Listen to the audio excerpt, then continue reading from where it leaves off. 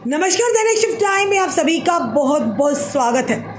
Operation सिंदूर से बौखलाया पाकिस्तान अब cyber strike करने के पूरे अपने हथकंडे अपना रहा है। हमने उसी समय खबर दी थी जब ऑपरेशन सिंदूर के तुरंत बाद हमने बताया था कि अब पाकिस्तान अपनी बिल्कुल ही नीच हरकतों पर, ओछी हरकतों पर आया है। महिलाओं को हनी ट्रैप करने के लिए हमारे सेना को या पुलिस कर्मियों को लगातार फंसाने का प्रयास किया जाएगा साइबर स्ट्राइक की वजह से।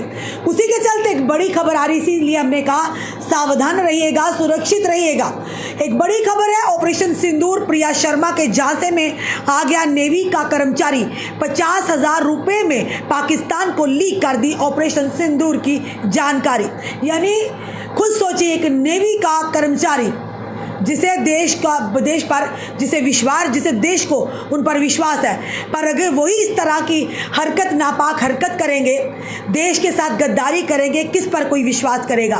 वो हमारे वीर योद्धा जो वर्दी पहनकर अपने देश के लिए, अपने देश के लोगों के लिए अपने प्राणों की आहुति हंसते हंसते दे देते, अपने परिवार का बिना सोचे हुए। उन्हें दिल से सैल्यूट करते, उन्हें श्रद्धांजलि अर्पित करते हैं। और ऐसे लोग गद्दार जो कहीं ना कहीं ये कहेंगे खाते देश का और गद्दारी भी देश के साथ ही कर देते हैं। पाकिस्तान के लिए जासूसी करने के आरोप में इंडियन नेवी के कर्मचारी को जयपुर से गिरफ्तार किया गया है।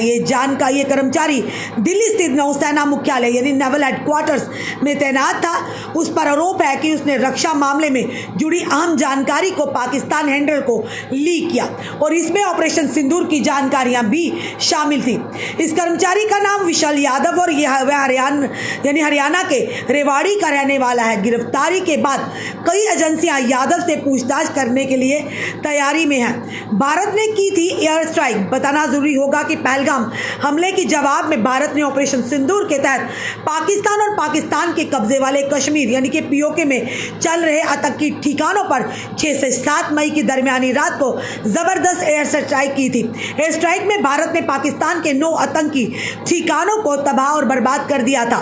बताना चाहेंगे आपको, रिपोर्ट के मुताबिक विशाल यादव दिल्ली में स्थित नौसेना भवन के यानी कि डॉकयार्ड निदेशालय में यानी अपर डिवीजन क्लर्क था, यानी यूडीसी के पद पर तैनात है। Inspector general of police CID security Vishnukant Gupta ने बताया कि यादव ने ये अहम जानकारी एक महिला पाकिस्तानी हैंडलर को दी थी। इस महिला ने खुद को भारतीय बताया था। यादव को कुल 2 लाख रुपए मिले। आईजीपी विष्णुकांत गुप्ता ने कहा, यादव ने स्वीकार किया है कि उसने जो जानकारी पाकिस्तान महिला हैंडलर को दी थी उसके बदले में उसे लगभग 2 लाख रुपए मिले थे। इसमें से ऑपरेशन सिंदूर के बारे में जानकारी देने के लिए 50,000 रुपए भी शामिल हैं। विशाल यादव को इसमें से कुछ भुगतान क्रिप्टो करेंसी के जरिए किया गया था। प्रिया शर्मा नाम से बनाई थी फर्जी आईडी। बताना चाहेंगे, खुफिया सूत्रों के हवाले से बताया गया कि इस पूरे मामले की शुरुआत फेसबुक से जरिए से हुई थी, जहां पाकिस्तानी हैंडल ने अपनी फर्जी आईडी प्रिया शर्मा के नाम से बनाई हुई थी और उसने विशाल यादव को फ्रेंड रिक्वेस्ट भेजी थी। कुछ ही वक्त में उन दोनों के बीच लगातार बातचीत होने लगी और बाद में वे व्हाट्सएप और फिर टेलीग्राम पर भी बात करने लगे। पुलिस ने बताया कि विशाल यादव को शुरुआत में थोड़ी थोड़ी रकम मिली और ये 5,000 से 6,000 के बीच में थी। ये रकम थोड़ी कम अहमियत वाली सूचनाओं के लिए दी गई थी, लेकिन पाकिस्तानी हैंडलर ने उसे कहा कि वह उसे कुछ ठोस जानकारी दे। इसके बाद उसे ज़्यादा पैसे से लालच में रक्षा मामलों से जुड़ी जानकारियां भी पाकिस्तान से शेयर करना शुरू कर दी। आईजीपी गुप्ता ने आगे बताया, उसने पैसे का लालच दिया और उसने नेवी हेडक्वार्टर से अहम जानकारी को लीक कर दिया। उन्होंने बताया सोशल मीडिया पर उसकी एक्टिविटी की मॉनिटरिंग करने और इस बात को कंफर्म करने के बाद कि उसके पाकिस्तानी हैंडल से संबंध है, पूछताछ के लिए उसे हिरासत में ले लिया गया। यादव को है ऑनलाइन गेमिंग की लत। यादव रेवाड़ी ने पुनसिका गांव का रहने वाला है। उसके बारे में जानकारी मिली है कि वह ऑनलाइन गेमिंग की उसे लत पड़ चुकी है। मामले की जांच कर रहे अफसरों का मानना है कि ऑनलाइन गेमिंग के दौरान ही वह जासूसों के जाल में फंस गया। उसने फ़ोन का फोरेंसिक एनालिसिस करने के कई अहम सबूत भी मिले हैं। इसमें फाइनेंशियल ट्रांजैक्शन, इनक्रिप्टेड चैट और साथ ही साथ डिफेंस से जुड़ी बहुत सारी सामग्री जो पाकिस्तान हैंडल के साथ शेयर की गई है वह भी शामिल है। इस मामले में एजेंसियां तमाम पहलुओं को जांच कर रही है। आईजीपी गुप्ता ने कहा, हम ऐसे गतिविधियों पर लगातार नजर रखने और विशाल यादव की गिरफ्तारी लगातार मॉनिटरिंग और टाइम पर लिए गए एक्शन का एक नतीजा है। यानी कि इंसान की गलत लत इंसान को कहाँ पहुँचा देती है। यानी ऑनलाइन या जुए की लत जो है आपसे बड़े बड़े अपराध करवा देती है। महज 50,000 के लिए आपने अपने देश के साथ गद्दारी कर डाली।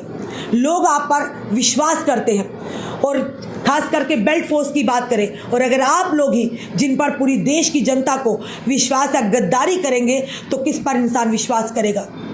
ऐसे लोगों पर भी कड़ी से कड़ी कार्रवाई होनी चाहिए। पर उसी के साथ साथ हमने पहले ही कहा कि ऑपरेशन सिंदूर के बाद हमने भी चेतावनी दी थी। हमने भी कहा था कि अब हमें सावधान रहना होगा। ये पाकिस्तान जो अपनी नापाक कोशिशें साइबर स्ट्राइक की वजह से करेगा, ये लड़कियों के माध्यम से उनकी फेक आइडियाँ बनवा कर हमारे यहाँ के सेना के जवान, हमारी आर्मी यानी कि अन्य जो फोर्सेज उनके जवान या जम्मू कश्मीर के पुलिस के जवानों को अपने झांसे में फंसा कर उनसे जासूसी नहीं करवाएगा। यानी उनसे देश के प्रति जो कॉन्फिडेंशियल चीज़ें हैं उन्हें वो हासिल करने की कोशिश कीगा। और कई लोग इस झांसे में नहीं आते और कई लोग फंस भी जाते हैं, क्योंकि लड़कियां मोस्टली देखिएगा कई बार ऐसा होता है सोशल मीडिया पर लड़कों ने लड़कियों के अकाउंट बनाए होते हैं, कभी पैसे की मांग करते, कभी दोस्ती की मांग करते, कई लोग उस झांसे में आ भी जाते हैं। पर बार बार हम आपको अवेयर करते हैं, बार बार प्रशासन की ओर से भी आपको अवेयरनेस दी जाती है कि ऐसे झांसे में मत आइए।